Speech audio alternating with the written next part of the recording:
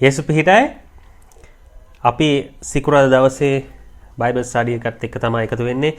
කුරුසය සහයි බලය ගැන අපි ගිය සිකුරාදා බයිබල් ස්ටඩි එකේ කතා කරා. එහි පළවෙනි කොටස ඔබට මතක ඇති කාරණා හතරක් අපි කතා කරා. වන්දි ගෙවීම, the atonement, පව්කමාව, forgiveness of sin, ගැලවීම, එම නැත්නම් ස්වර්ගය, door to heaven, එම නැත්නම් salvation, ප්‍රේමය, love කියන මේ කාරණා හතර ගැන මම කිව්වා මේකේ කාරණා 12ක් අපි කතා කරන්න යනවා කියලා. ඊතුරු කාරණා හතර අද දෙවෙනි කොටස යටතේ කතා කරන්න මම සූදානමින් ඉන්නවා. අපි ආශා කරලා පටන් ගමු.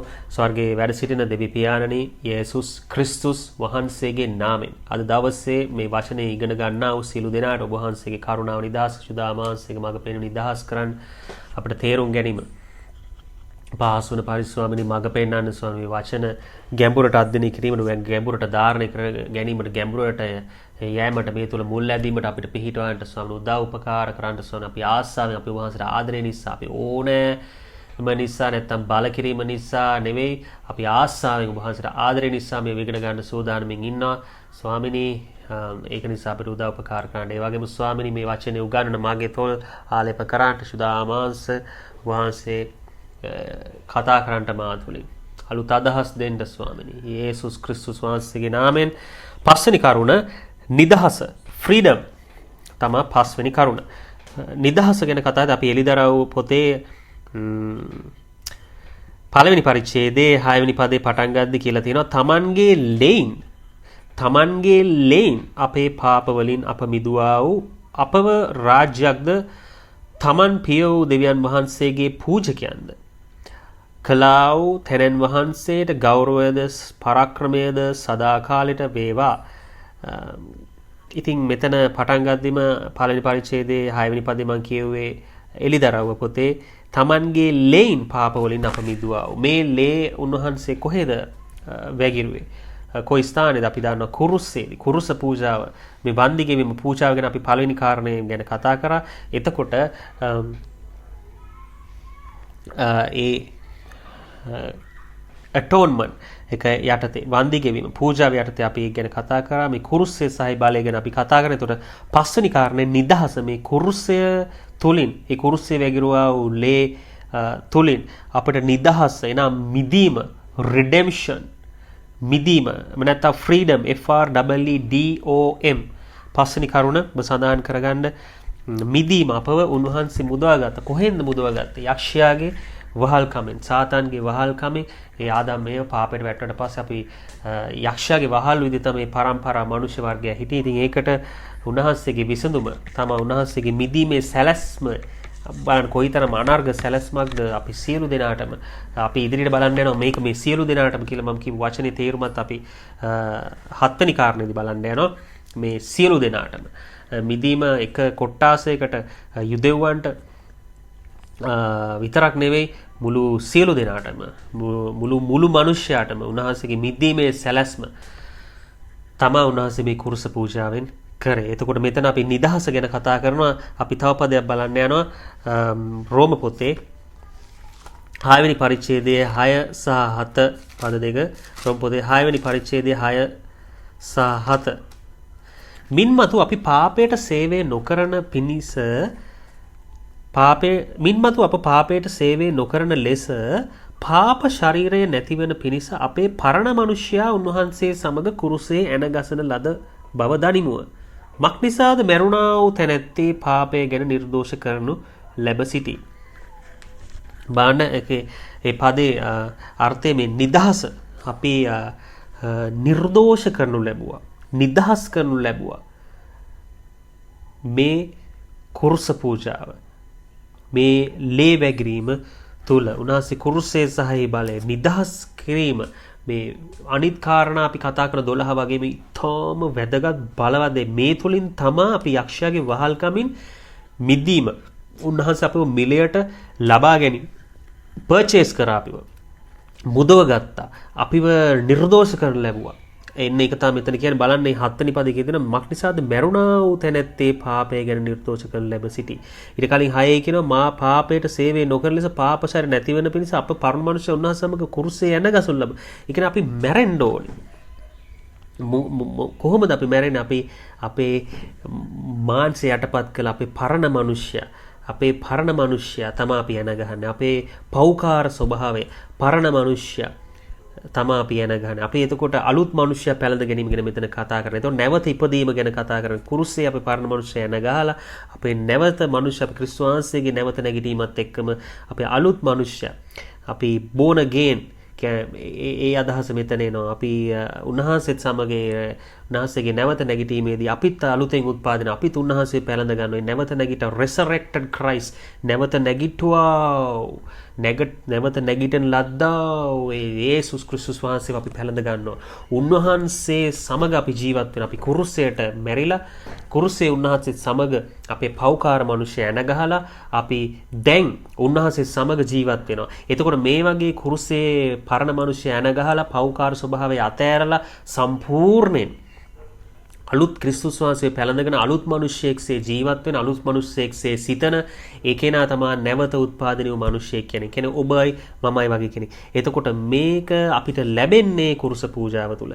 මක්නිසාද මරුණා වූ තැනැත්තේ පාපය ගැන නිර්දෝෂ කරන ලැබ සිටි. එතකොට මේ වගේ කුරුස්සේ අපි පරණ මිනිස්යාව ඇන ගහපු අය ක්‍රිස්තුස් වහන්සේ වගේම පාපයට මැරුණ අය ඒ අයව නිර්දෝෂ කරන ලැබ සිටි. ඉතින් ඔබයි මමයි නිර්දෝෂ වෙන්න නම් මිදීම ලබන්න නම් මේ කුරුස පූජාවත් එක්ක එකතු ඒක විශ්වාස කරන්න ඕනේ. කුරුස්සේ තමයි බලය උත්පාදනය වෙන්නේ. නැත්තම් මම බොහෝ වෙලාවට ඔබ සමග සඳහන් කරනවා අපේ තියෙන මතිමතාන්තර විශ්වාස යන් ඒ සිස්ටම් එක ට්‍රික්ස් නිසා නෙවෙයි මේ කුරුසය තමයි කුරුස්සේ පදනම ඒක තමයි පදනම ඒක තුල තමයි අපි නිර්දෝෂී වෙන්නේ. ඉතින් ඒක අපි පැහැදිලිවම මතක තියාගන්න ඕනේ.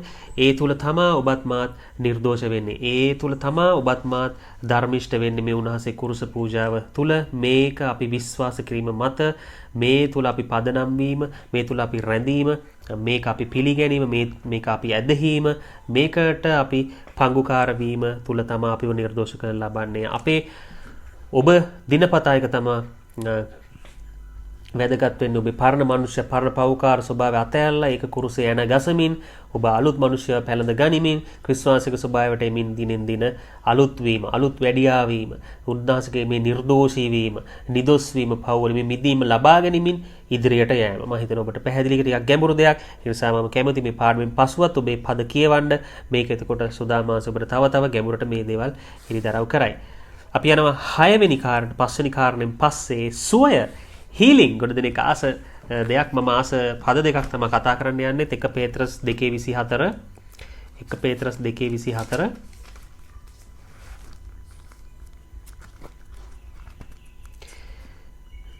අප පාපවලට නැසී ධර්මිෂ්ඨකමට ජීවත් වන පිණිස උන්වහන්සේම තමන්ගේ ශරීරයෙන් ගස පිටදී අපගේ පාපයන් ඉසුලූසේක.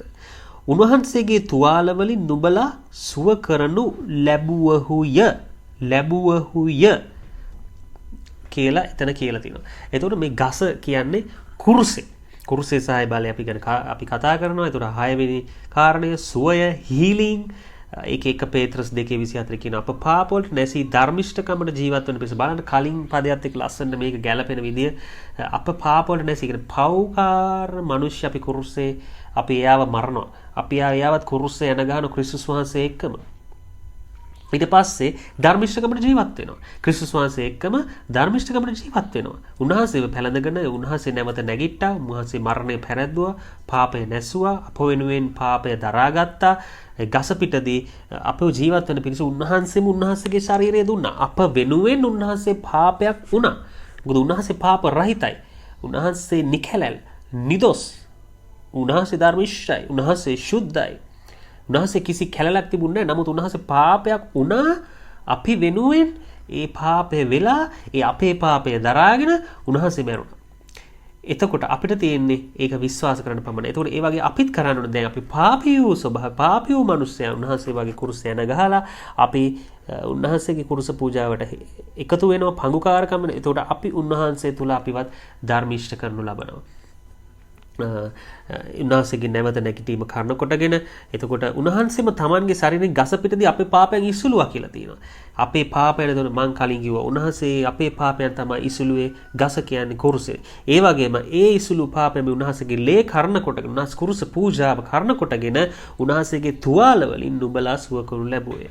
ඉතින් අද ඔබගේ මොනවා හෝ වේදනාවක් ශාරීරික තුවාලයක් තියෙන මම කැමති ඒ තැන ඔබ අත තියාගන්න. මේ වෙලාවේ මම කෙටි ආශ්‍රයාවක් මේ සුවය ගැන කතා කරන නිසාම කරන්න. මොකද මේ වචනේ කියලා තියෙනවා සුවය දෙනු ලබන්නේ සුවය දෙනු ඇත එහෙම ඉදිරියේදී දෙන දෙයක් නෙමෙයි මේක දැන් දීලා ඉවර දෙයක්. ඒක ඔබට දැන් අත්පත් කරගන්න තියෙන්නේ. ඒ කියන්නේ තේක දැන් බේසිය ඔබේ තියලා ඉවරයි. දැන් ඔබට බොන්න තියෙන්නේ. ඒ වගේ ඔබට දීර්ඝ කාලයක් අවුරුදු ගාණක් වෙනවා 8ක් 10ක් වෙන්න පුළුවන් සමහරට මාසයක් වෙන්න පුළුවන් කොච්චර කාලයක්ද කියලා මට ඒක වැඩක් නෑ. වැඩක් වෙන්නේ මොකද්ද? වැඩක් තියෙන කාරණේ වැදගත් දේ තමයි ඔබ මේකට ඇදහිල්ලෙන් එකතු වෙන එක, මේ පදේ විශ්වාස කරන එක, උන්වහන්සේගේ කුරුස පූජාව, උන්වහන්සේගේ තුවාල වලින් නුඹලා සුව කරනු ලැබුවෝයි කියන පදය පොරොන්දුව අල්ලගන්න එක. ඉතින් මේලා අත තියාගන්න ඔබ දකුණු අත තියාගන්න. දකුණු අත එහෙම නැත්නම් දකුණු අතේම නම් ඒ පේන් එක ඒ අමාරුව තුවාලේ තියෙන වම් අත තියාගන්න කමක් නැහැ. ඔබ ඒ ඒලිං පාර්ට් එකේ ඒ රිදෙන තැන ඒ වීක් වෙලා තියෙන දුර්වල වෙලා තියෙන තැන කසන තැන තුවාලේ තියෙන තැන අත තියාගන්න අපි කෙටි ආශ්‍රාවක් කරන්න යනවා. ඇදහිල්ලෙන් මේක අත්පත් කරගන්න උන්වහන්සේගේ වචනේ අපි ආශා කරන වචනේ පොරොන්දු අල්ලගෙන යේසුස් ක්‍රිස්තුස් වහන්සේගේ නාමයෙන් යේසුස් ක්‍රිස්තුස් වහන්සේගේ නාමයෙන් අපි ආශා කරන ස්වර්ගයේ වැඩ සිටින දේවී පියාණන් වහන්සේ ඔබට අපි ආශා කරනවා ඔබගේ ඒකජාතක පුත්‍රයා යේසුස්ගේ නාමයෙන් මම ආශා කරනවා දැන් දෙවියන් වහන්සේ අතගසන්නේ සුවය අවශ්‍ය වූ සියලු දිනට අතගසන්නට ඔබගේ ශුද්ධාමාසේ කරනකොට යේසුස් ක්‍රිස්තුස් වහන්සේගේ මහිමය උදෙසා දැන් ඔබ වහන්සේ අතගස දිව්‍යමය සුවයක් ඔබ වහන්සේට දුන බැනව දැන් ඔබ වහන්සේ අතගසන්නට ශුද්ධාමාසේ කරනකොටගෙන ඔබ හිතී කියන දැන් මට උදව් කරන්න ස්වාමිනේ ඇදහිල්ලෙන් මට මේ සුවය අත්පත් කරගන්න අවශ්‍යයි මට උදව් කරන්න ස්වාමිනේ ඇදහිල්ලෙන් ඔබ දැන් අත්පත් කරන ඒ සුවය ඒ වගේම සුවයට බාධා කරන සියලු දේ මාන කරනවම යේසුස් ක්‍රිස්තුස් වහන්සේගේ නාමයෙන් දැන් පිට වෙන්න ඕනේ ශරීරවලින් යේසුස් ක්‍රිස්තුස් වහන්සේගේ නාමයෙන් ඒ අත් තබා ගන්න ඉන්නා වූ සියලු දෙනාට ඇදහිල්ලෙන් අත තබාගෙන සිටින්නා වූ සියලුම දෙනාට දැන් මම සුවය ප්‍රකාශ කරනවා සුවය නිදහස් කරනවා කුරුසේ සුවය නිදහස් කරනවා යේසුස් ක්‍රිස්තුස් වහන්සේගේ ලේවල සුවය නිදහස් කරනවා අත් තබාගෙන තිබෙන්නා වූ සෑම දෙනාටම දැන් සුවය නිදහස් කරනවා ඇදහිල්ලෙන් අල්ල ගන්නට ඇදහිල්ලෙන් අත්පත් කර ගන්නට උන්වහන්සේගේ වචනේ පොරොන්දු අපි දැන් අත්පත් කර ගන්නවා ඒක මගේ මම දෙවියන් වහන්සේගේ දරුවා යේසුස් ක්‍රිස්තුස් වහන්සේගේ නාමයෙන් සුවය නිසා ස්තුති දැන් ස්තුති කරන්න මොහොතක් ස්තුති කරන්න ප්‍රශංසා කරන්න උන්වහන්සේ ප්‍රශංසාවේ ස්තුති වේවා දැන් පරණ රිදිච්ච ඒවා ගැන පරණ කහපු ඒවා ගැන පරණ ඒ තුවාල ගැන ඒවා හිතන්න පරණ තිබ්බ ස්වභාවය හිතන්න එපා ඔබ දැන් පටන් සුවය ක්‍රියාවලිය පටන් ගන්නවා ඒක වෙනස් වෙන්න යනවා ඒක නිසා දැන් ඒවා පරණ වාතාවරණ හිතන්න එපා ඇස් දෙකෙන් ඔබට දකින්න බෑ ඇදහිල්ල ඒක හදවතින් ඒක ආත්මයෙන් දකින්න දැන් ඔබ සුවයි ප්‍රශංසා කරන්න ස්තුති වේවා ඒක අත්පත් කරගන්න පියන යෙසායා 53:3 ඉඳලා 7 යෙසායා 53:3 ඉඳලා 7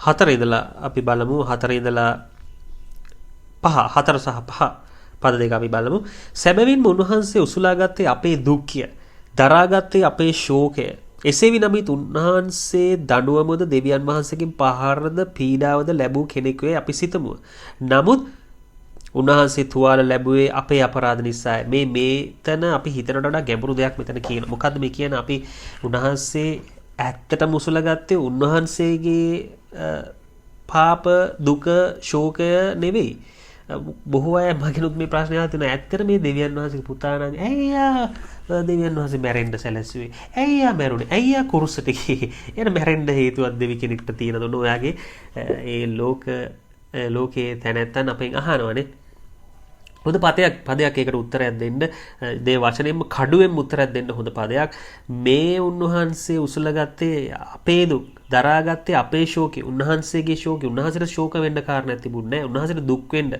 උන්වහන්සේගේ තුවාලයක් තිබුණේ නැහැ උන්වහන්සේගේ මාංශේවත් උන්වහන්සේගේ ආත්මේවත් උන්වහන්සේට ප්‍රශ්නයක් තිබුණේ නැහැ නමුත් උන්වහන්සේ තුවාල වෙන්න සැලැස්සුවා ඉඩෑරියා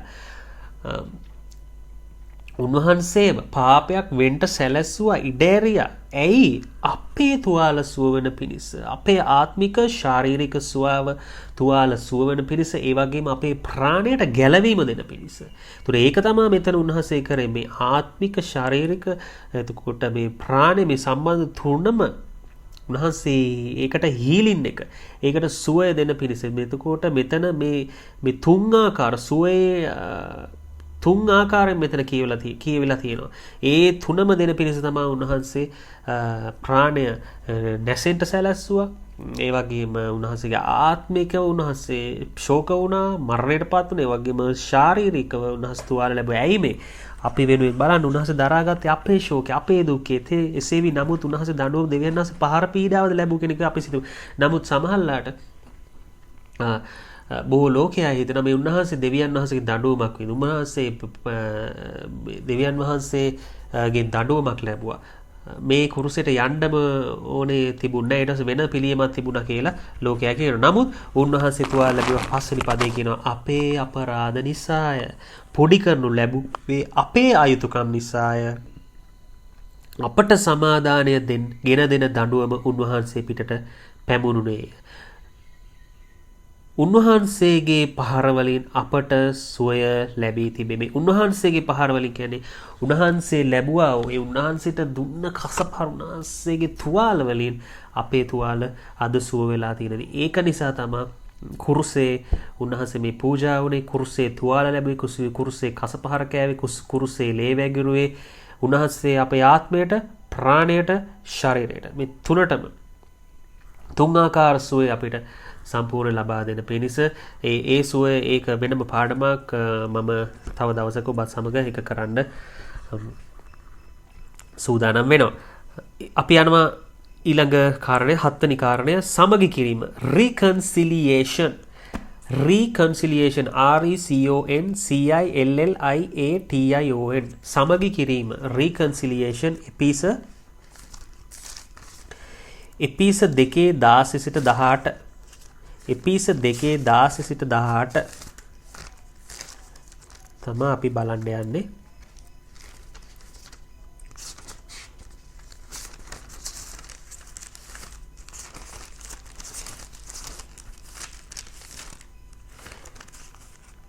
එපිස 2:16 සිට 18 කුරුසයෙන් සතුරුකම නැසූ බැවින් දෙගොල්ලොම එක ශරීරයක් කොට කුරුසය කර්ණ කොටගෙන දෙවියන් වහන්සේ සමගි කර දෙන පිණිසත්ය.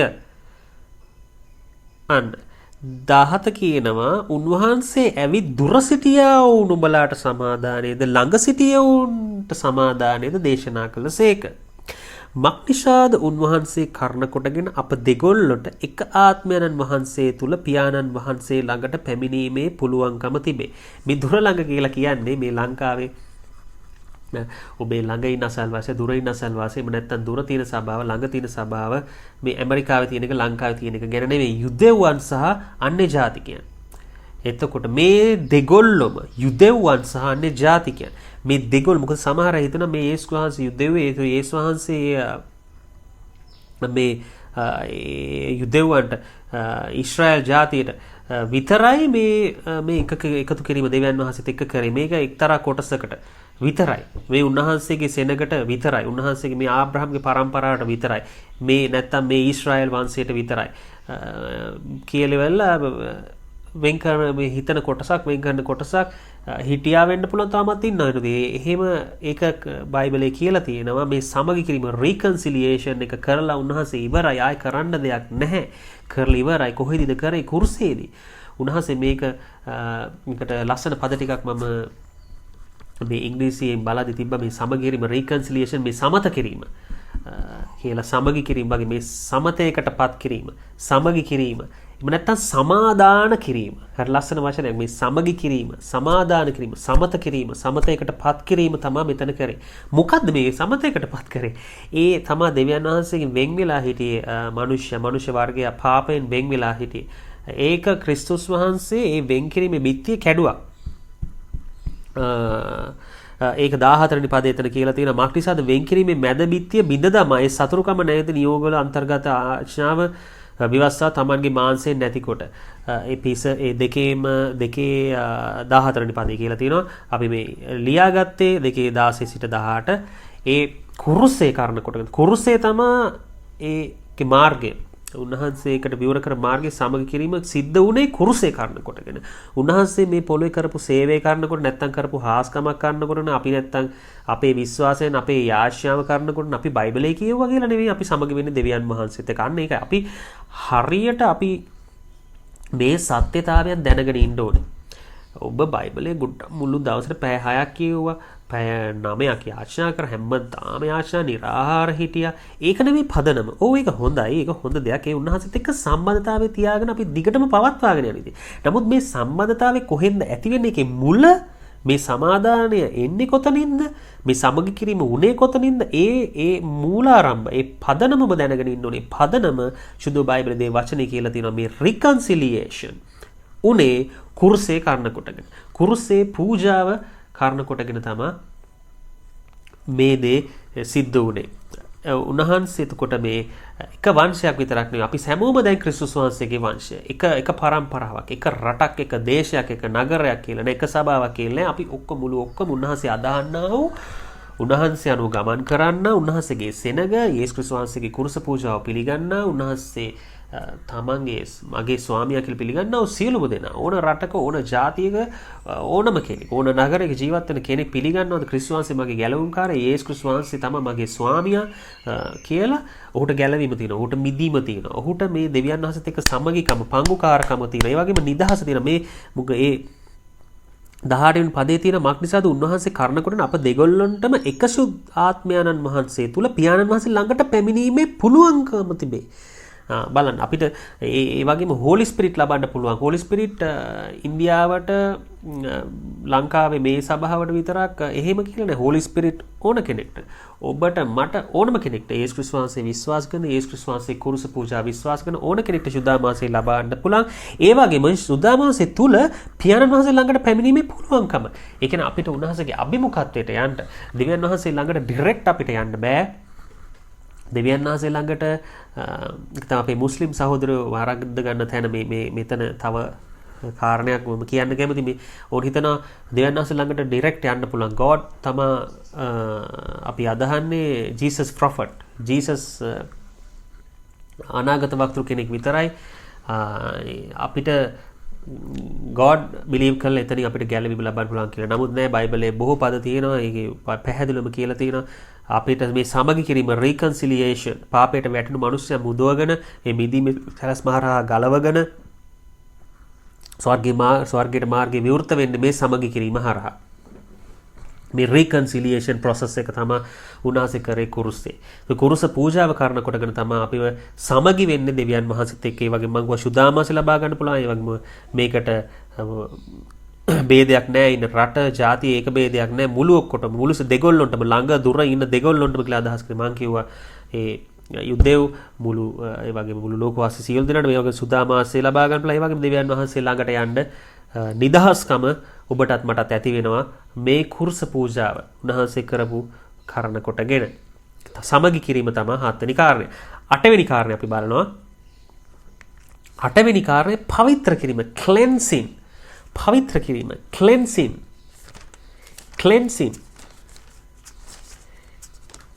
අපි බලනවා පවිත්‍ර කිරීම එක ලියා ගන්න 1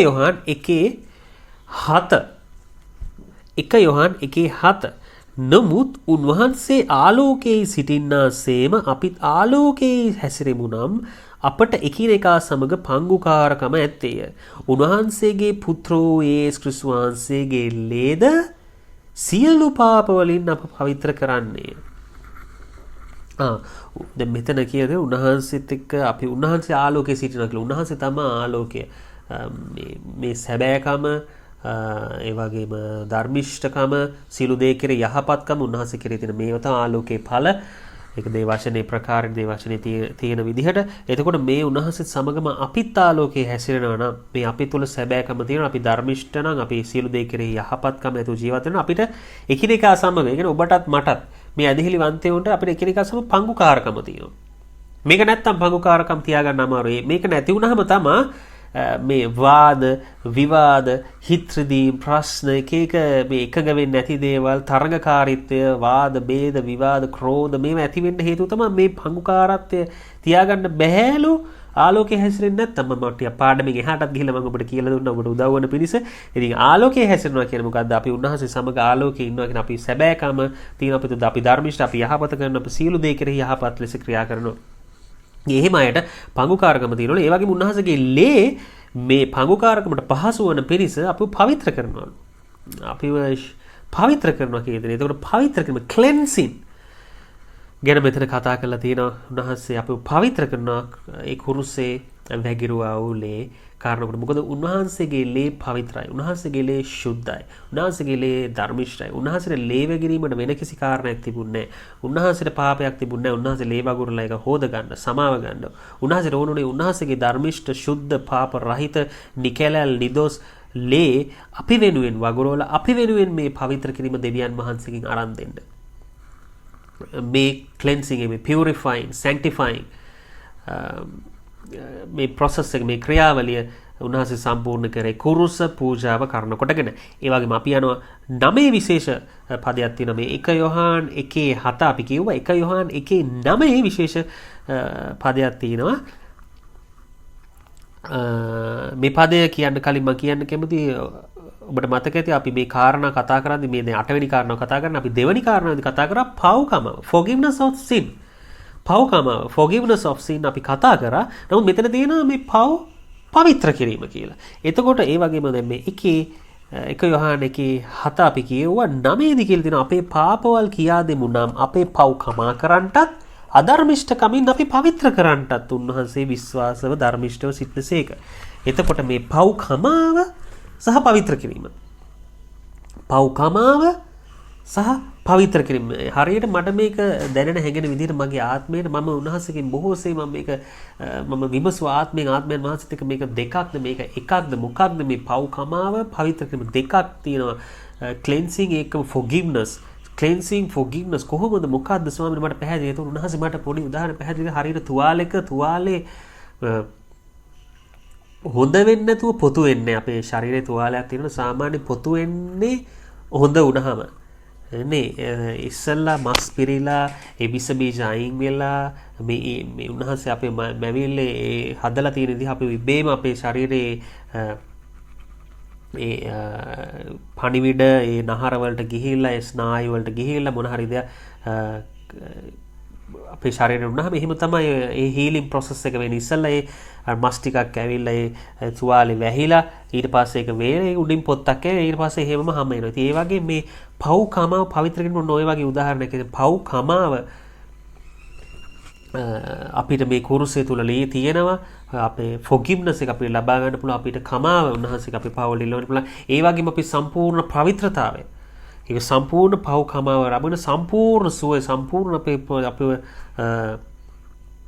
යධර්මිෂ්ඨකමින් පවිත්‍ර කිරීම අපිට ලබා ගන්න පුළුවන් මේ කුරුස පූජාව කරනකොට. බලන්න මේ පදේ දෙක ලස්සනට පැහැදිලිව වෙන් කරලා කියලා තියෙනවා. 1 යොහාන් 1:9 වෙනි පදේ අපේ පව් අපට කමා කරන්නටත් අපේ පව් අපිට කමා කරන්නටත් forgiveness ගැන මෙතන කියන මේ කුරුස පූජාවේ forgiveness පව් කමා කරන එක තුවාලේ මේ ඔන්න මස් පුරවලා ඒ කියන්නේ අපිට ඔන්න දැන් පවිත්‍ර කිරීමට සූදානම් කරලා දෙනවා. cleanse එකට purify කරන්න ඒ process එකේ මුල් ක්‍රියාවලිය. ඊට පස්සේ සියලු අධර්මෂ්ඨකම අපි පවිත්‍ර කරන්නටත් සම්පූර්ණ මේක වහලා තුවාලේ හොඳ වෙනවාseම මේ සියලුම අපේ තිබ්බ පාපී වූ ඒ ස්වභාවයෙන් අපිව නිදොස් නිදහස් කර නිදොස් කොට පවිත්‍ර කිරීම සම්පූර්ණ cleanse සම්පූර්ණ sanctify කරන එකක් ගැන මෙතන කියන හරියට මේක මට දැන් මේ පාඩම කරගෙන යන උදාහරණයකට අපි සාමාන්‍යයෙන් අපි කියමු අපි දැන් මේ දවස්වල එළියට ගිහිල්ලා අපේ ඇඟේ කුණු ගෑවිලා තියෙනවා. මේ